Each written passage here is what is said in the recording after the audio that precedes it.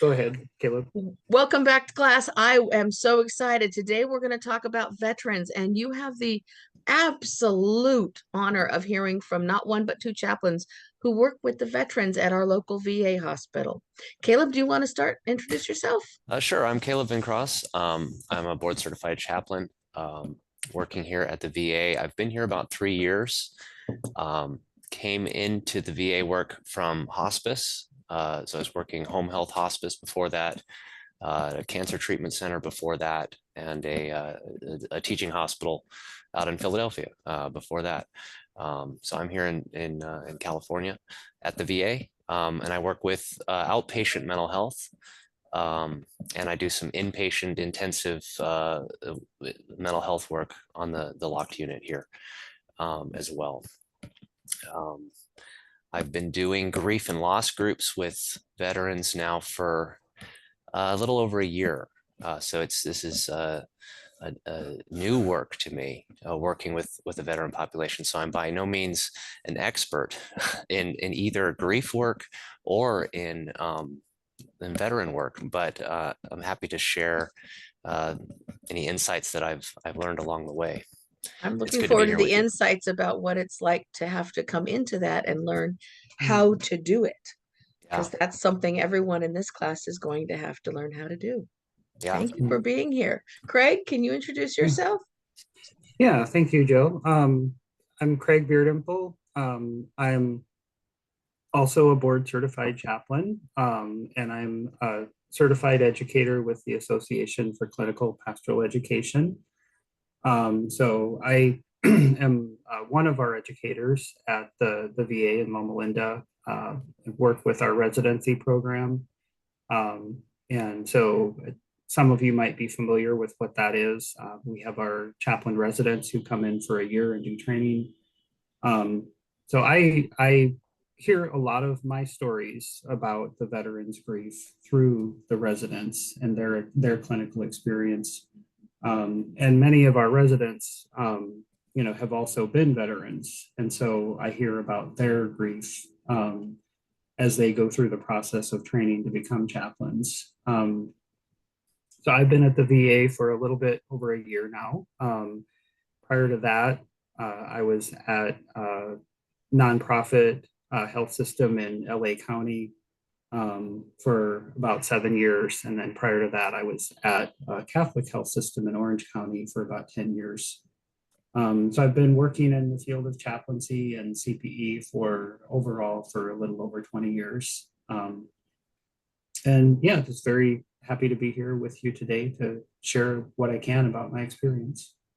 Thank you so much. And Kraig, it really is like the font of resources for all things how to become a chaplain, how to be a good chaplain.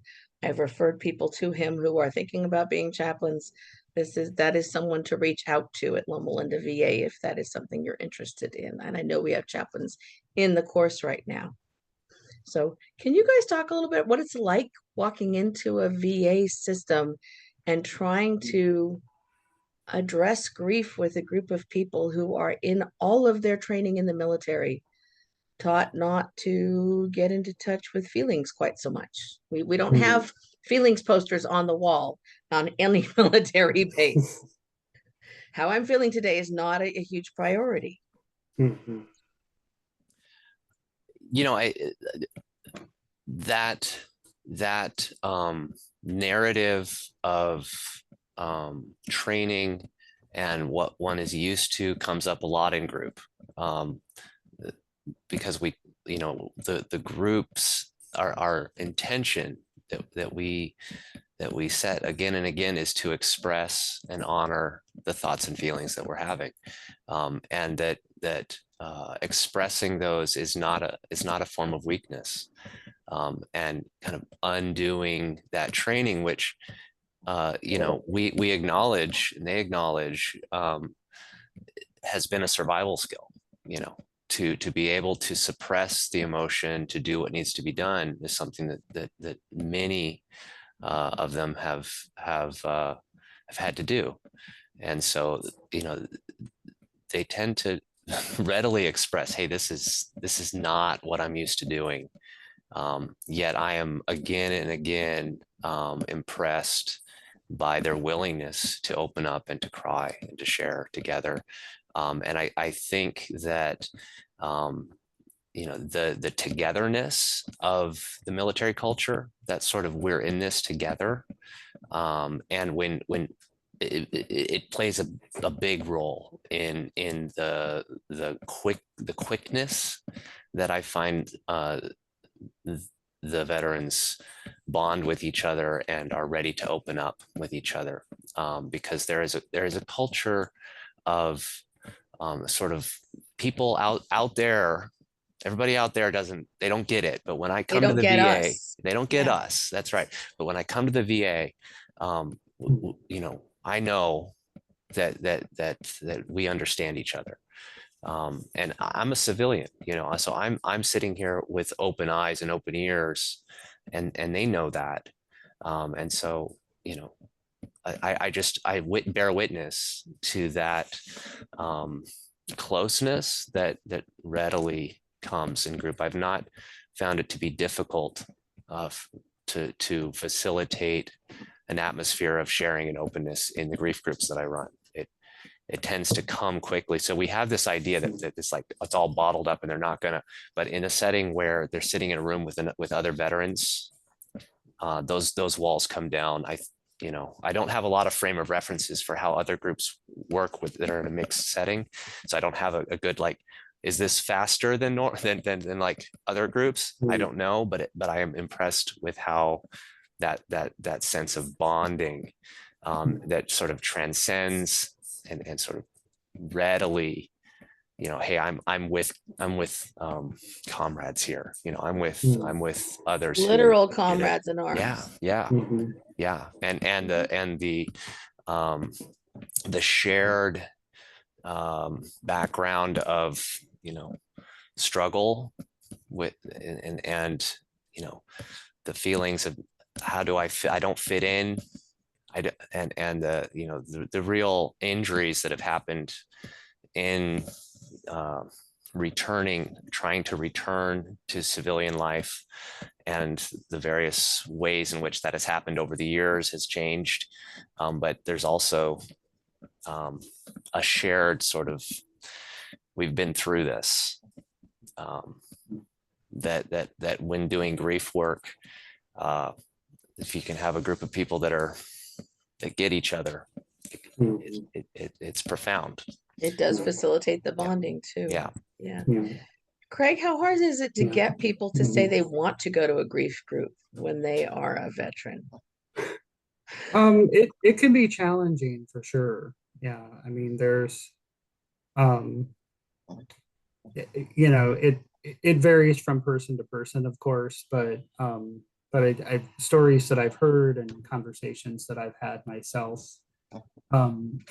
it seems like female veterans are a little more open to it initially than male veterans. But that with male veterans, it can take a little bit of convincing, a little bit of recruiting to get them to sign up for it. But then, like Caleb is saying, once they're in and they realize the door shutting and they've got confidential space. Right. Exactly. Yeah. Mm-hmm. Yeah. And that makes a huge difference. Having that sense of the safe space, the confidential space. And I think most importantly, like Caleb is talking about, the sense of, these are people who understand me and my experience in a way that other people, that civilians couldn't understand. Yeah. How would you two describe the military culture if you had to make a picture in a postcard for someone who's never been part of it? Our family is made up of vets, but how does somebody outside that start to appreciate where they're coming from? For me, it's been like, I haven't been there quite as long as Caleb has at this VA. I did have early in my career, my first job as a chaplain was at the VA in St. Louis. I filled in there for about a year and a half when one of their staff chaplains was called up for active duty in Iraq. right after I finished my residency. And I think both there and here at the VA in Loma Linda, what I've kind of experienced is it's sort of like going to a foreign country when you go into the VA, because it's different cultures, different norms, different ways of doing things, different language, acronyms for everything that you're trying to figure out as you're going along. Yeah, I mean, there's just, so many things that are different from civilian life. And I mean, and even in the sense that you go into a VA, you're on federal ground. You're no longer in the state of California, you're on federal ground. And so You are in a there's different country, sort yeah, of. Yes. Yeah. exactly. Yeah. I mean, it takes time. I mean, I think for me, a lot of it has been, it's sort of like just the immersion experience of being in the space, being with the people, learning the language, learning the acronyms, learning the kind of cultural do's and don'ts. And I'm still learning that. Even after being there a little over a year, there's still new things coming up every week that, like, oh, okay, I need to take note of that. That's how we do things here. Um, and I've heard from different people in the VA that there's some similarities with the military, but there's some differences too, that the VA is its own culture separate from the military. Yeah. It's a good observation. Caleb, you're agreeing with this. What are your thoughts? I think the piece that I think I refer to most in my mind about the culture of it is that veterans are a population of people who have, the thing that they have in common. There's so much uniqueness, right? So it's not a monolith of culture, and you have different cultures in the different branches. Yes, You you have do. different experiences. So I sort of try to avoid thinking of it as its own, this is different. And yet the thing that strikes me is that these are a population of people who have, most of them, chosen to make some great sacrifice for civil service. The people who are their mindset is of something, joining something greater, to do some greater good at some point in their life. They made this decision to do this, or they were involved in doing this. So there's this spirit of service that is Yes. deep, that is deep within the culture, and this sort of service of, let's get it done. We're gonna get things done. Going to complete the mission. We're gonna complete the mission, and it's about something more than oneself. And so that's sort of what I notice in many, is this theme of their lives of sacrifice, and a readiness to sacrifice, maybe to the point of destructive patterns within their life. Yes. Of I've got to look out for everybody else. I've got to carry the responsibility. It's on me. And many of them carry, a moral injury. That's a theme, that we can talk about a little more. That's, I think, a good thing for anyone who's going to work with a veteran population to be absolutely aware of, because that's an underlying theme, and the elements of betrayal as well. And if those who, they're a population who has worked with a system, and a system that has at some point let them down in profound ways as well. And so so they share that with each other. Like we're part of something bigger, and the something bigger is a mess. And yet here we are, and we're together, and we're going to get it done. And I think that cultural element persists throughout their life.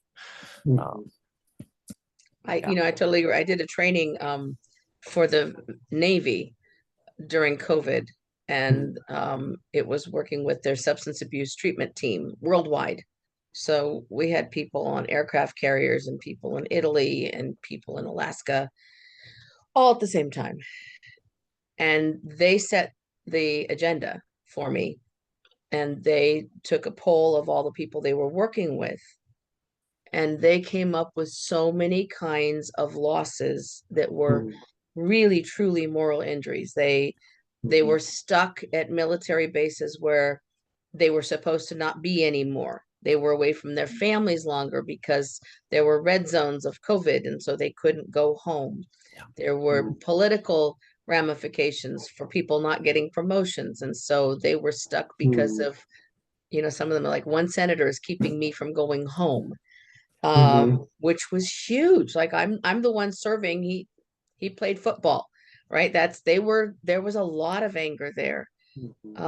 There was a sense that racism had taken over their country, and those who were people of color felt like they weren't as valued anymore and wouldn't be as valued when they got home. And there were those who felt like they had been in literal firestorms and been ordered to do things that they didn't want to do, that they didn't have time to check.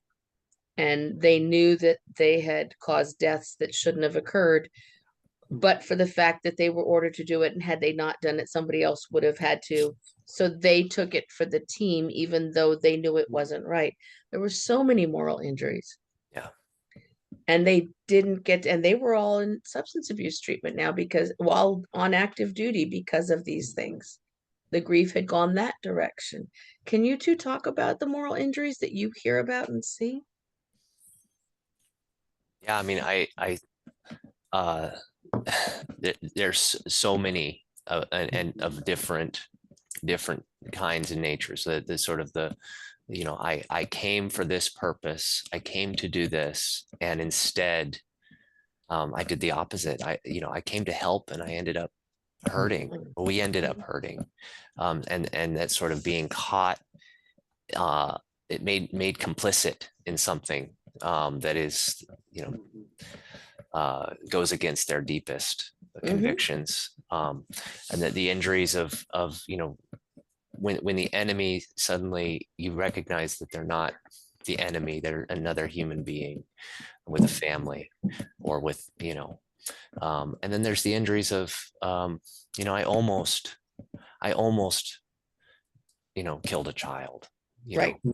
Or I did, Right. but the injury can be just that I almost did. And what does that say about Who I am? who I am? And the injuries of, I came, I came and to help and a corpsman, but there's only bodies now. There's nothing I can do. It goes on and on. The injuries of when the system fails, and they don't have what they need to do what they need to do. And then when they get home. And then when they get home, yeah. Our Vietnam vet population is getting older, but we still see many, who have experienced the, getting spat on or attacked or physically harmed when they came back by people, who called them all sorts of terrible things. My brother-in-law was one of those. He did 2 tours because he was drafted, and he showed up for the draft. And he caught all kinds of stuff for showing up for the draft by people who didn't. And he ended up a lifelong alcoholic, raging alcoholic. He got sober 2 years before he died. Wow. Yeah. It was a lot. Wow. We're seeing now the fallout from the Afghanistan pullout. I'm seeing that with many who it's like, I lost my friends there, and now what? For what? For what? What is the purpose of any of this? What is, so it's that loss that comes years later. Like you make the sacrifices, you think it was fun, and then it wasn't. And then it all hits, and it aligns with that pattern that we see often of people coming back, and they come back and they're working hard. They just work and work Mm. and work and just dump Mhm. themselves into their work for a decade, and then it all starts to come unraveled. Mhm. And that is the bottling up Yeah. piece, where how do we get those folks to come in out of that and let that out? How do we get my late brother-in-law to admit that this was Vietnam from all those years ago that was causing all this anger and all that drinking? Yeah. Yeah. How do we do that? Craig, how do we do that? Can we fix it? You know, I think we're doing better.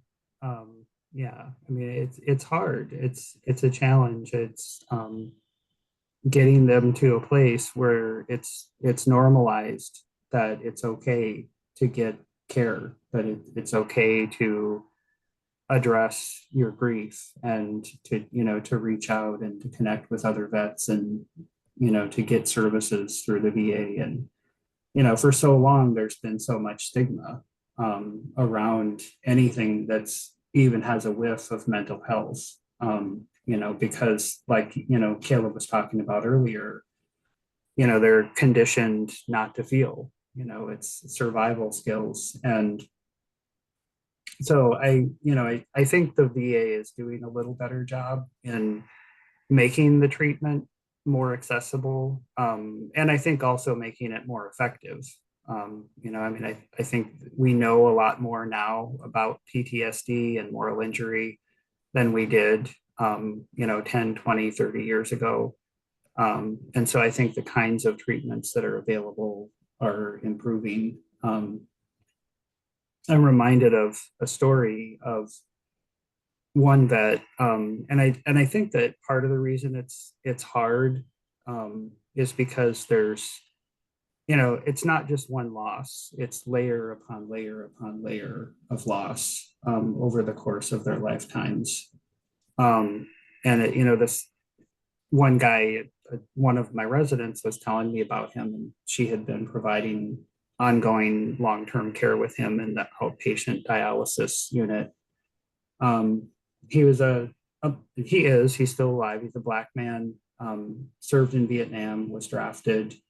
And so that's Caleb was talking about their subcultures, that it's not a monolith. And one of the subcultures within the veteran community are the folks who got drafted, the folks who Right. didn't choose to serve. And they showed up and went because they got drafted, even if they didn't want to. Right. And so there's, I think, some compounded moral injury there of with him being in Vietnam and not having a choice, being asked to do things that went against his values, and coming home. And so now he's not only is he a Black man in the 1970s who is having a hard time finding work, he's also a Vietnam vet.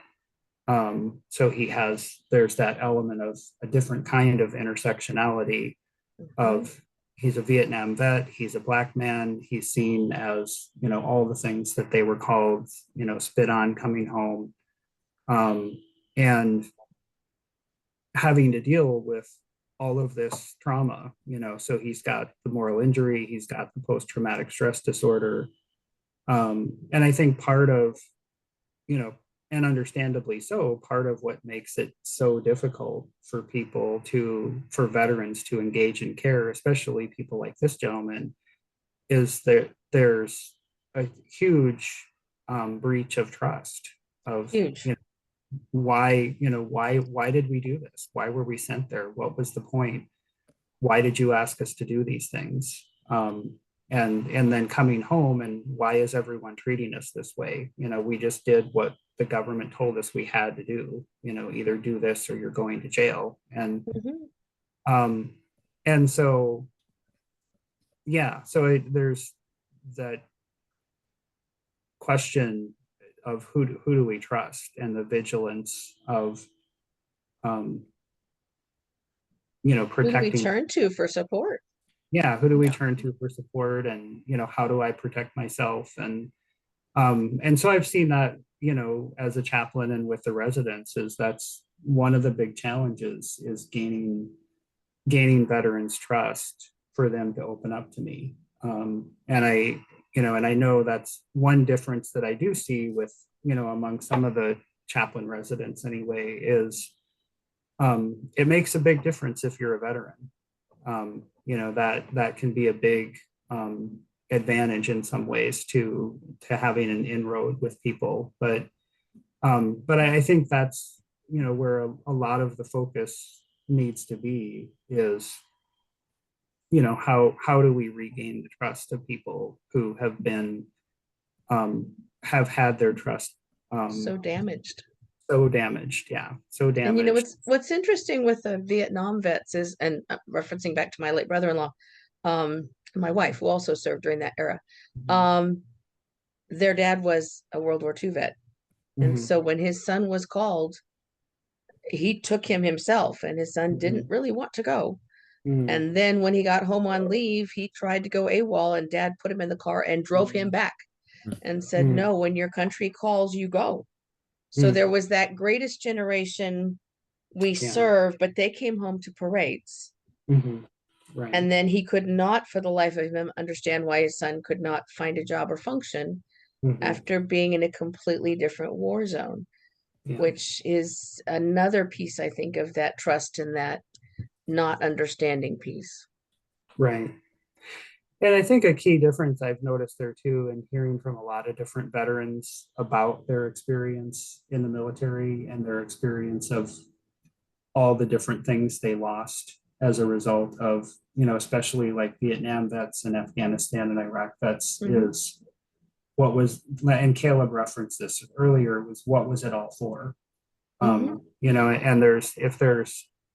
I can't remember the exact quote right now, but it's, something to the effect of, when there's a why, a person can endure almost anything, Right. and I think there was among World War II vets, there was a A much greater definite why. purpose, right? What we have a common enemy, we have a reason we're doing this. We clearly know why we have to carry out this mission. Um, and in Vietnam and Afghanistan and Iraq, none of that has come to pass. It's been just this sense of purposelessness and a whole lot of trauma and loss without any real measurable benefit. Mm-hmm. Absolutely. To Yeah. to springboard a little bit on that, I just Mhm. noticed the time that I've Yeah, need you've got to a group to go. the Yeah. the piece that I I think is important to recognize then in light of that trauma and that isolation. Um, what I deal with a lot right now, or not deal with, but come alongside with, Mhm. the loss of the spouse that has been their person. Mhm. For many, those moral injuries resulted in a real separation from society, a pulling back. I don't, whether that be from the symptoms, the PTSD symptoms, where it's like does not feel good to be out in a crowd, or to have to, or the betrayals, the sense of shame, the things that sort of socially isolate. Um, I meet many veterans who their wife or their husband, their spouse was their person. That was Mhm. it. And that was all. That was the only friend that they had. And so when they lose that person, there's this whole, it's been 30 years, it's been 40 years, it's been 50 years. Mhm. What I don't have any friends. What am I supposed to I do don't have now? any, yeah, what, Mm-hmm. and that partnership has sustained them. And now there's that loss that is, just completely devastating. Um, Mhm. and I find, there's a tremendous amount of support that they find in each other. Having those grief groups has been a lifeline for many of the people. That's what they tell me, that Oh, I'm certain of it. They need this moment when they're able to cry with each other and to be with others and talk about all the different ways What, that they are grieving. what kind of losses do they identify? Would you mind sharing some of those? Well, the loss of purpose, Mhm. the loss of just the person to talk to, the social sort of, the person to experience things with, the person that they laughed with, that they went out to interface the world with. And so there's this loss of like a guide in the world, and the loss of identity. Who am I now? The loss of it feels like themselves. I don't know who I am now. Um, the financial Oh, yeah. aspects of it, of like, uh, yeah, on and on. Is that what you meant? Yeah, because there are Okay. so many losses. When I've talked to other people for these interviews, law enforcement officers have had loss in confidence in law enforcement, while they watch their fire counterparts being lauded, and they have to guard their fire Yeah. departments while they are fighting fires, but they are taking heat. And the folks who are out on the national disaster teams, they were most recently out for COVID. And so they were doing huge work while half the country or more didn't believe that this was real. And like, so there's all these other losses in addition to seeing all the deaths, in addition to experiencing, the Bobby was the law enforcement officer that was included, and he cried for the first time about with his wife on camera about finding a 5-year-old in a pool. And he was the one who had to pull that 5-year-old out. She didn't even know about it because he said, we all got together, we had a moment, and then there was a 911 call, and we had to put it away and go. And go. So we didn't have time for that. He started grieving on camera. So there's so many layered losses that each one of our frontline folks faces that are not related to them personally, but are them. And then that also affects their relationship, of course, with spouses and children, because they have to come home and, be whoever they're supposed to be at home, when in fact, 5 days ago they were in a war zone. Yeah. Right? You watch all those funny little YouTube videos, and somebody surprises their kid at graduation, and the kid thought that they were still in Afghanistan or something. I have to think that that person went home and was like, their head was twisting. Yeah. Yeah. Yeah. There's the loss of that, those opportunities to connect with their kids, with their family. Normal, right? Yeah. Because somebody else has been managing home all this time. Right. One last piece that I'll add, that's just, I feel it's kind of unique to our veteran population, and that is the relationship to animals. Many service animals, so people with PTSD, with the anxiety, with the various ways in which that service animal, which the system considers a medical appliance, right? It's a prescription, but it becomes their very closest support system.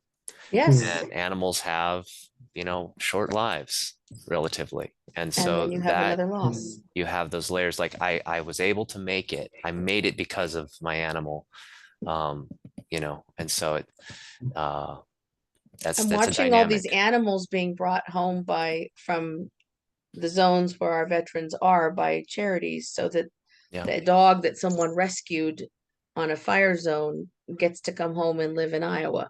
Yeah. Right. But they're separated for a year. But that relief when that dog shows up. Yeah. I mean, it's a huge, palpable. Yeah. Huge part of their support system for many of our veterans, whether they're officially support animals or not. For those that have that sort of that disconnect, that moral injury, where there's I don't know if I like people anymore. I don't think I like people, but my animals, they're my people. Right. And so that's just a dynamic that's, I don't know if it's unique to our veteran population, but it is certainly a big part of There's being been some mindful research of recently that people will trust dogs more than Right. ministers, Well, and therapists, we know why. doctors, anybody. Right. They don't talk. And that's Yeah, the key yeah, thing you just yeah. said there, Jill, is trust, you know, Yeah. and I think that's what people who have experienced that trauma and moral injury, I think that's what they need from us as best as we can is, you know, like a service animal is they can trust them, they're loyal, they're consistent. And if we're going to be able to provide the best care we can, that's what we have to do. We have to be trustworthy. We have to be loyal to them. We have to be consistent. Yeah. And that's how they heal. Yeah. That's another piece that I wrestle with grief work. You know, many folks say these groups should be closed ended. And with my veteran population, I try to keep the connections open because there's been so many ins and outs, and that constancy, the consistency of the support and the connection with one another over time. That's where I see the healing happening. It takes time together. So it's a piece of the dynamic. I like doing closed end ones, but not for some particular groups. And it would be veterans and suicide survivors in particular. Okay. But there needs to be that open access. Yeah. Like and we there are needs here. to We're be a not going dog anywhere. present. Yeah. Amen to that. I need a dog I need a support dog for this chaplain's office. Anyway, I've got to run to a group. Thank you so much. Just so that you know, there is a group in California called Frosted Faces, and they do free adoptions for seniors. They're in northern San Diego County, but they also will provide free medical care for the dog for the rest of its life, and volunteers to come get the dog and take the dog to Frosted Faces for veterinary care and back again. They're not service dogs, but you can go and try them out and go take them on walks and things on the weekends. That's in San Diego area? It's in San Diego County. It's in northern San Diego County, Frosted Faces, but they're excellent. And they also will take dogs for folks who have to go into long-term care and help them find new homes. So they're excellent for our veterans population. Yeah, that's a real struggle for the folks with that bonding, that I need a higher level of care now. But my dog, my dog, right? And they take cats too, and turtles sometimes. So yeah. Was there any other questions you had for me? I appreciate you being here. Thank you so much. Good to be here with you, and I'm so glad that you all are engaging with what you're engaging with. And it sounds like a fantastic class. I hope some of them will show up at one of the VAs one of these days.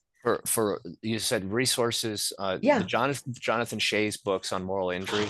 I'm sure you're familiar with those. I am. Yeah, highly recommend those for anyone coming into working with the veteran population. They are, you know, trigger warning, very intense stories of trauma. But if you're going to be working with the population, they've been very, very, very helpful to me. I will put that on the reading list. Thank you so much. Have a good day. Thank you. Bye-bye. Bye. Bye, Caleb.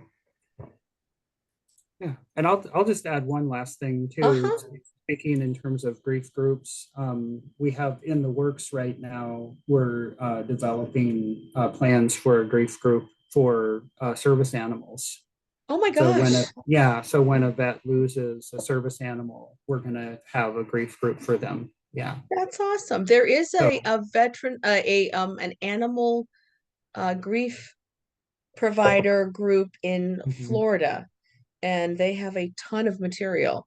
I've had a couple of folks I've worked with who've done training with them, and they do amazing stuff. So yeah, I love that, because animals need to be grieved, and when we have used animals to get us through stuff, we need to be able to acknowledge that loss. I keep the dogs in the office too as well, because I do dementia work, and folks with dementia really respond well to dogs. Normally they want to look in their eyes. Walter is not cooperative with that since he has none, but it really does help. It gives them that sense, that heartbeat, and it gives them the eyes to look at and something soft to stroke that doesn't move too much. And that's where the senior animals come into play, although they do die sooner, unfortunately. Sure, sure. Yeah, Yeah. but senior animals are great for that. Yeah. Do you have Yeah. other things that you want anybody who might be working with a veteran to know about in terms of approaching a loss or that is occurring or after a loss in grief?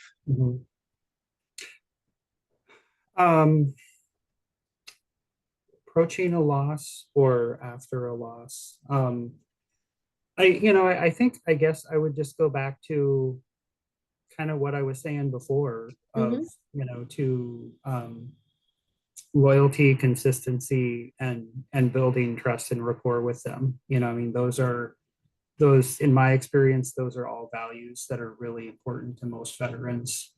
And that, that sense for many of them, that sense of service. And so, yeah, I mean, just showing up, being available to them and present with them.